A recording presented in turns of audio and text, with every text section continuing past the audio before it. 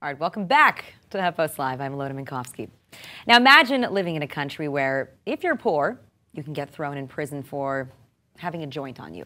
But if you're a bank executive, you can help a drug cartel launder billions and never face criminal charges. Well, Americans, you are living in this world. And in his new book, The Divide, American Injustice in the Age of the Wealth Gap, journalist Matt Taibbi takes readers on a journey through our justice system, where he explores the different rules that apply to the haves and the have-nots. So here to discuss America's divide and its consequences, I'm joined on set by Matt Taibbi. Matt, thanks for being here. Thank you for having me, Alyona. It's a great book, and I feel like it's something that is a little different for you, right? I mean, you've been writing about Wall Street for a number of years now, and you have really been tearing into these guys, coining certain phrases that are now known the world over. But why this time around did you choose to look at the justice system in particular? I mean, there's a lot that we can say about moral corruption and greed on Wall Street, or a lack of a regulatory structure, but why the courts? So this whole project grew out of, obviously, my experience covering Wall Street since 2008, and I had been writing story after story about these sort of prolonged criminal capers where people would ultimately not be indicted and not be charged, and that was the punchline of every one of those gigantic features that I wrote, back in the day. And I thought, well, that's interesting. I'll write about that, about how these guys get away with it and why that is. And right around the time of the Occupy protests is when I decided to start writing about that for a book. And I realized that I couldn't really tell that story until I understood more about who does go to jail and how the criminal justice system works. And so I started looking into that, and that was when I became really emotionally involved in the project, because I was overwhelmed by these stories of people who had done really minor things and had suffered incredible consequences for it. And that, compared with what happened in the financial crisis, where nothing happened to these people who had done incredibly socially destructive things, that was what was so profound to me. Like, for instance, a single mom on welfare, she collects too much welfare. She gets $800 too much, and she doesn't return the money to the state. And she loses custody of her children, or she ends up in jail for a period of time. And that's fraud, and that's the same as these guys who committed billions and billions of fraudulent transactions. And you would never think that those people would lose custody of their children or go to jail or anything like that. So that's why I took this approach. I mean, you document too in the book too how if, let's say, someone in that position, in the higher echelon or in the top ranks of some of these financial firms, does find themselves in a courtroom, then you would have a whole parade of people coming out to support them and to sing their praises in front of the judge and talk about how really they're upstanding individuals, and plead with the judge to really consider how outside and in the rest of their life they are an example for the world to follow, and yet you don't. There's not the same opportunity for other people. And so I want to read a passage out of your book too, where we talk about this unfairness, or this lack of fairness. And so here you write, our society is systematically dividing the population into winners and losers, using institutions like the courts to speed the process. Winners get rich and get off. Losers go broke and go to jail. It isn't just that some clever crook on Wall Street can steal $1 billion and never see the inside of a courtroom. It's that, plus the fact that some black teenager a few miles away can go to jail just for standing on a street corner, that makes the whole picture complete. So what do you mean that plus the fact, right? It's not that these two things are mutually exclusive. They have to support each other in some way. Yeah, again, when I was looking into the whole question of why don't these white-collar offenders go to jail, I kept over and over hearing the same excuses from people in law enforcement and people in the regulatory system. Oh, these cases are really hard to bring. It's very, very hard to collect the evidence. Juries don't understand them. We may devote a lot of resources to these cases, and it may take 10 years to get into a courtroom, and we might still lose because the lawyers are so good on the other side. And so they give you all these excuses, and some of them sound like they make a lot of sense, actually, if you're just listening to it in a vacuum. But where they stop making sense is when you think about what they do instead of charging these people. When they decide not to go after the heads of these banks, where do all those law enforcement resources go? They go to putting poor people in jail. And so if you're not going to proceed with a prosecution, let's say of HSBC that laundered $850 million for Central and South American drug cartels, and you are going to put people who are slinging dime bags on a corner in a city block in jail, morally the whole thing doesn't work. I mean, in a vacuum, it may make sense to exercise leniency against these white-collar offenders, but not if you're going to have 2 million people in jail for all kinds of ridiculous things, who don't have the same opportunities. And so, is that because there's something deeper going on? I'm going to read another passage, and this one I think is particularly strong-worded. You say, "We have a profound hatred of the weak and the poor, and a corresponding groveling terror before the rich and successful, and we're building a bureaucracy to match those feelings." Why do you say that we have a profound hatred of the weak and the poor? Well, this is something that I picked up. Well, first of all, it's just from living in America. I mean, if any American understands, there's this tremendous pressure to succeed, and we think about people, for instance, who are on the welfare system, and those we think of them without compassion, and we think of them as unsympathetic characters because they're somehow taking from us. And meanwhile, there's this incredible adulation and worship for people who make money. Even on Wall Street, people who might have made money in an improper way, they're still very much lauded on in that community. But where I got this from specifically was sitting in courtrooms and watching the attitude of judges toward defendants. If a poor person without means comes into a courtroom, the judge doesn't want to hear anything that the defense attorney has to say for that person. He's angry to begin with that this person has already bothered him, especially if it's somebody who committed a property crime, a theft or something like that, because the judge probably lives in Connecticut, he lives in the suburbs somewhere, he's coming to judge all these inner city people who don't have money and are off being unproductive members of society. They hate those people. You can just see it in their eyes. Whereas when I went to watch these white collar cases, there's almost an admiration that you see when the judges talk to the lawyers for the white-collar defendants. They're culturally, they're the same people, they come from the same class of people, and they're intensely interested in what the lawyers have to say.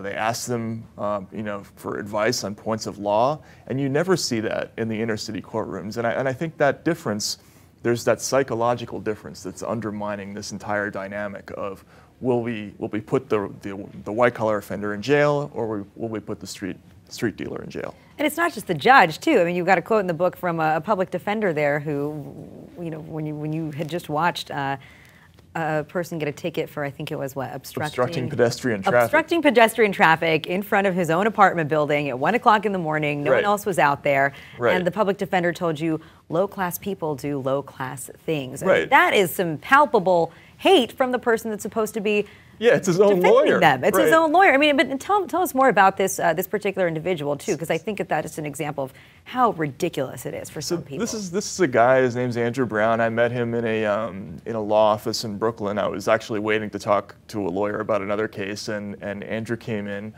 and we got to talking, and he told me that he had been arrested for obstructing pedestrian traffic. And like most white people, I never knew that charge existed. Did you know that charge existed? I did not, I'll be honest, until reading the book. It's apparently, part of the disorderly conduct statute here in New York, and as it turns out, it's an incredibly common arrest. Andrew, in his case, he's a bus driver. He's a 35-year-old African-American man who, he drives a shuttle bus. He comes home at 1 in the morning, and he's standing in front of his own apartment, listening with headphones to music with a friend. And the police just didn't like the looks of him, and they came up to him, and they eventually wrote him up for, quote-unquote, obstructing pedestrian traffic. Now, this is all part of this sort of stop and frisk, statistics-based policing, where basically what cops are looking for, they're looking for people who have guns or warrants. So they sweep people up for this whole galaxy of ridiculous reasons, whether it's riding a bike the wrong way down a sidewalk, or carrying an open container, or just standing on the street in a place where they don't like. And they're looking to find fugitives and guns, and if they don't find them, theoretically, they throw them back. But in some cases, they don't throw the innocent ones back, and they just push them through the system anyway. And Andrew was an example of that. He ends up in court where his own lawyer doesn't believe him and is trying to get him to take a plea for standing in front of his own house. And this is, again, it's part of that psychological imperative that, to me, underpins this whole system. It's absolutely ridiculous. And And I think you're right, though. A lot of people don't even know that this is going on, that this is an everyday aspect of life. You know, for so many New Yorkers, too, I mean, you focus a lot on a place like Bed-Stuy, and just how years ago, I mean, there are people that have been. Have you ever been stopped by a policeman? Many times. Yeah. I have not. Right. Yeah, I've not been stopped by a policeman. But let's go to the other side of this thing, right?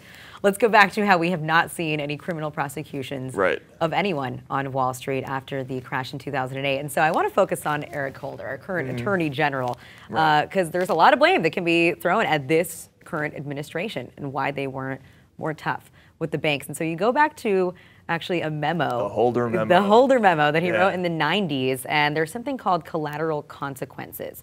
And so here's just a little excerpt of what Holder had written at the time. It says, one of the factors in determining whether to charge a natural person or a corporation is whether the likely punishment is appropriate, given the nature and seriousness of the crime. In the corporate context, prosecutors may take into account the possibly substantial consequences to a corporation's officers, directors, employees, and shareholders. Tell us how that line ended up changing so much. Well, so all he was really saying with this line was, if you're targeting a big company for an investigation, and you're worried that criminally prosecuting the company might result in lots of innocent people suffering, like the shareholders or maybe executives who had no part in the wrongdoing, or maybe even just the community where the company exists, you may seek other remedies. In other words, you might seek fines or non-prosecution agreements or deferred prosecution agreements. This makes sense in a vacuum. You know, if you have a venerable 100 or 150-year-old company and some group of executives does something terrible, it may not make sense to destroy the company with a criminal charge, which often happens. Look what happened to Arthur Andersen. They filed a single charge after the Enron case against that accounting firm, and the company went up in flames and 27,000 jobs were lost, and that's a terrible thing. You know, we understand that. But what they've done now is they've begun to conflate collateral consequences with this new policy where not only do they not charge the companies, but they don't charge any individuals at the companies either. And collateral consequences is now more or less the official law of the land, because we now live when he wrote that, that was before too big to fail. Now we live in a society where that is dominated by these too big to fail companies. But what does getting rid of an executive have to do with the entire firm being too big to fail? That's exactly the point. There's no reason why we can't go into, let's say, HSBC, where they're laundering drug money for, you know, the Mexican drug cartels. Why can't we snatch up a bunch of executives from that company and toss them in jail? And you know, the excuse they gave after they levied a fine to HSBC of $1.9 billion, but gave everybody else a total walk, was that we just don't know what will happen. Like, you know, it's like the butterfly effect, basically. Like, if we prosecute this company, God knows what will happen to the rest of the economy around the world. So therefore, you know, let's not risk it. Lenny Brewer, the head of the criminal division, even talked about how worrying about the cost to innocent executives kept him up at night with worry. And what's so interesting about this is that nobody is thinking about the consequences of, again, let's say the single mom on welfare who loses her kids because of like some penny ante welfare fraud, which might even involve just accidentally checking the wrong box in a form. You know, there's this awful whole galaxy of consequences for people who get caught up in the system. If you get caught for welfare fraud, that might mean your grandmother will lose her Section 8 housing and will end up getting tossed out in the street. I mean, there's all kinds of things that happen to regular people. But the head of the criminal division of the Justice Department is worried about executives at big banks, and that's what's keeping him up at night. He's not up at night worrying about ordinary people, and that to me was just extraordinary. But is this a symptom and a representation of this administration as a whole? You know, they came into town and kind of cleaned house, came with a whole new crew of young, I think it's Ivy League corporate favoring hotshots. Look, this book is not kind to this current administration, but I don't think it's necessarily solely a reflection on the Obama administration. I think things have kind of been organically moving in this direction for a while now. If you go back to the SNL crisis, we put We put 800 people in jail after the S&L crisis. The next big round of scandals were the accounting scandals of the 2000s. And we put a few people in jail after that, mainly the top executives, but it wasn't the same kind of thing after the S&L crisis where we had a big roundup. And then, a decade later, the subprime mortgage crisis, what's the number? And now it's 0, right? So there's been a progression, and it's not solely at the feet of the Obama administration. It's just that, again, there's just been this change in the way we look at dealing with this kind of crime. And a lot of it has to do with the fact that the people who are now in the regulatory structure or in the Justice Department, a lot of them come from the corporate defense community. They don't have that prosecutorial Elliot Spitzer get your man at all costs mindset.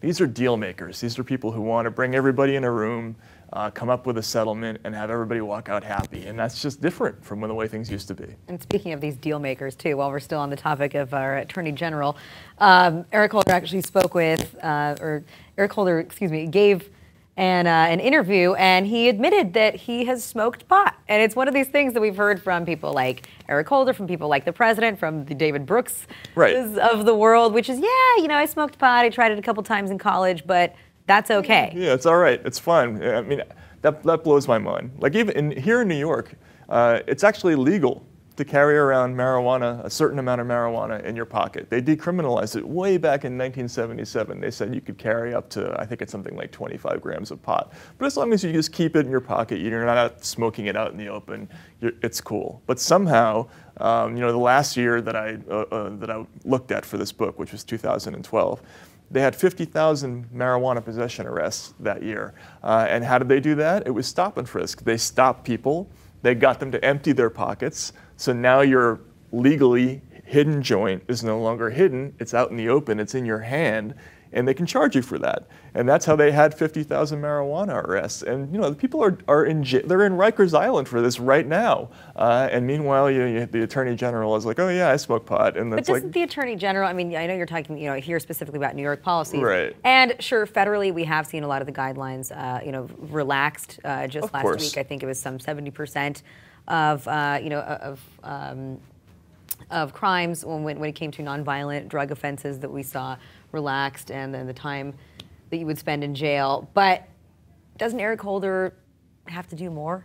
I think so. I mean, look, I think it's important symbolically for the country for people to see that they're at least willing to try to go after the heads of these big companies when they commit very, very serious crimes. And the subprime mortgage thing was an incredibly serious and incredibly destructive, wide-scale fraud scheme. The LIBOR scandal, where banks were monkeying around with world interest rates, was the most serious antitrust case maybe in the history of this country. The HSBC case, the biggest drug money laundering case ever. It goes on and on. There's the Forex scandal that's going on now. There's accusations of manipulation in the metals markets, energy markets. They have to bring people in and put them on the dock and at least try to put them in jail for some of this stuff, because otherwise people will become accustomed to the idea that certain people don't go to jail and other people do. And that is a very dangerous moment in our history when we become accepting of that division. And that's what this book is about. Are we at that moment now where we just no longer think of a banker as the kind of person who would go to jail? Are we at that moment? What do you think? I think we're getting pretty close. I mean, I think, last year when they decided, quote unquote, to get tough, what did they do? They went to JP Morgan Chase and they dropped $20 billion in fines on JP Morgan Chase for a variety of offenses that covered almost any kind of wrongdoing a bank can be involved with. And that was an enormous amount of money to take from one bank. I think it beat the single year record by a factor of 5. It was at least 5 times as much as BP paid for the Deepwater Horizon thing. But they somehow had $20 billion of leverage against the company to take fines out, but not enough leverage to put even one person in jail for one day. And that doesn't add up. It doesn't make any sense. So that tells me that when they decided to get tough against this kind of individual, this kind of offender, that's what they mean. They mean we're going to take your money now. It doesn't mean we're going to put you away and put you in the dock and take a real sincere swing of the bat, you know, in the criminal justice game, and that's a worrying thing. And a lot of the time, I think people are, you know, they are attracted to certain headlines. There still is some kind of, maybe bloodlust isn't the right way to put it, you know, but there is some type of desire for justice, of course, amongst the public. And we have seen people, you know, you look at the Tea Party movement or the Occupy movement, you know, there's anger over what's going on, over the inequality and the unfairness, over bailouts. You know, but then you see people like Bernie Madoff go down, right? Or you mentioned that we saw, you know, like Roger Clemens go down for what is considered a huge scandal in Major League Baseball. And yet, for some reason, that, you know, those are the only examples that we see. Right, they didn't go after on Wall Street. But so, do you think, are those just distractions? You know, just to kind of those aren't systemic offenders. I mean, Bernie Madoff, among other things, he ripped off other rich people. So, you know, that makes me question the motives. And also, it took them forever to figure out that Bernie Madoff was guilty. And, you know, like going back to the Chase thing, Chase was Madoff's banker, and, you know, nobody's going to jail for that. I had one prosecutor point out to me, like, the Madoff case, the Alan Stanford case, it's impossible that only a few people are guilty in those cases. There have to be more guilty parties involved. But just getting back to the whole question of, you know, people, their desire of people to see people to go to jail, I actually had to ask the question of lawyers and law professors, why do we put people in jail? What's the purpose of it? And it turns out that there are very specific reasons. One is it deters the individual, so the actual criminal who commits the crime, we want to send a message to him. There's general deterrence. In other words, we want to deter other like-minded people from committing those kinds of crimes. And then there's justice for victims. And all these things are important. But the deterrence aspect is particularly important for this kind of offender because while the street drug dealer may not be terrified of going to prison, certainly people on Wall Street are terrified of going to prison. And it would be very effective to throw a few of them in jail for these kinds of crimes, because I think it would stop a lot of this behavior if they saw that they actually had to risk that sort of thing. So that's important. I mean, it's not just vengeance, it's not just bloodlust. There's a reason why we put people in jail. And if that reason is true for poor people, it's true for rich people as well. Well, you want to see some kind of justice done. That's the entire point exactly of the justice system. But, I mean, do you think the times are changing? You know, like we have seen Bill de Blasio, for example, get elected in here in New York. We saw stop and frisk be stopped in the courts, you know, and something that was called unconstitutional. And you say in the book, you know, that shows that when the public puts pressure on things, we can see change. Now, if you look at reform nationwide, public opinion is changing too, you know, with something like relaxing at least marijuana laws and marijuana convictions. You know, how much do you think that the public really can push things? You know, are we finally getting close to where weed is going to be legalized? Well, I think we are. I think there are going to be some reforms for a couple of reasons. Number one, the prisons are becoming overcrowded. It's becoming too expensive, and I think even on the other side, on the conservative side, there's now a cost argument that's becoming very compelling. That, you know, it doesn't really make economic sense to put certain kinds of offenders in jail anymore, and we may be doing more harm than good by putting certain people in jail because when they come out, they're no longer productive members of society again. And that's another thing. There are consequences for going to jail that are really rather grave. I mean, if you, in this state, for instance, if you're convicted of certain things, you basically can't get a professional license for anything anymore. And so for one class of offenders to have to suffer through that and have to go to jail and then come out and swim upstream in order to become even mildly productive members of society, it doesn't really make sense. And I think even, you know, people on both sides of the aisle are warming up to the idea that prison is not always the best solution. But it does still work as a deterrent, and you do still have to do it sometimes. That was the only point that I was trying to make. What else? You know, I mean, I think that your book does a really great job here of laying out and just showing the juxtaposition, right, of how it is that we deal with certain types and classes of criminals, what it is that we even consider a crime at this point anymore. But what about solutions? Yeah, I always get asked that question. You know, I'm kind of bad with solutions. You know, I think as a lot of reporters would say, I mean, my job is basically to sort of write down what's happening and explain why. But, you know, you do have to think about it. You know, there are a bunch of things. I think in terms of the white-collar stuff, the most important thing is we have to break up those companies because the size that they are now, the Justice Department actually has a point when they say, we have no idea what the consequences might be if we prosecute this company. And so we have to break them up because if they're too big to prosecute, they're too big to exist. That's the first thing. On the other side, you know, for poor people, you know, I've come around to the idea that as hard as it might be for people who are stuck in the criminal justice system, they have to fight it out. Too many people are charged with ridiculous offenses and they don't fight. They take a plea for whatever it is, $50, $100 for something like obstructing pedestrian traffic. And the reason it's important that people not do that is because prosecutors have to be trained to think that they're going to get as much resistance from poor people as they will from rich people. Now, it's never going to be true that poor people are going to have the kind of lawyers who are going to be able to file motion after motion after motion to stop a case dead in its tracks the way that, you know, corporate offenders can do. But they have to at least make it difficult for prosecutors to put people in jail because otherwise bureaucracies flow naturally to where they get the easiest results. And right now it's just too easy to put poor people in jail. That's right. But people have to know that they can fight back, right? Right, I mean, that is true. A lot of it is that you have to educate yourself about the system, about your rights, about what you can do, and it comes down to, you know, those public defenders that are supposedly supposed to be helping you out, right? Who you know, who also just kind of see this as a factory where they turn one. Right, and I met a lot of public defenders who agonized over their situation because they didn't know what advice to give to people. Like, look, your situation is wrong. You shouldn't be facing these charges. But if I tell you to fight it out, you might spend a year in jail waiting, you know, to fight this case, and that might be longer than you would face if you actually got convicted and sentenced. So it's tough for them, but I think, you know, the right thing to do is to fight, as hard as it is sometimes. Well, that's our justice system for everybody, right? Jail the poor, fine the rich, if you even go after them at all.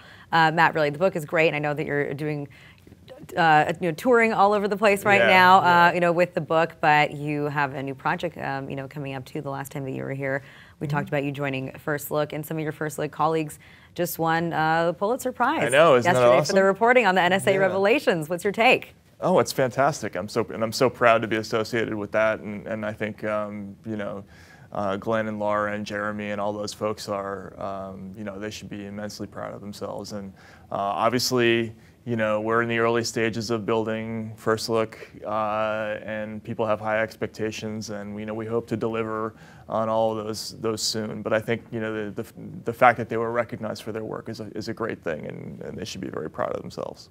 All right, thanks for joining us today. Thank you for having me on. All right. For more information on Matt's book, The Divide, you can check out the links in our resource well below, and also check out the really awesome illustrations and artwork that is in that book by Molly Crabapple. That's right. All right, guys, stick around. There's much more coming up on Huffpost Live.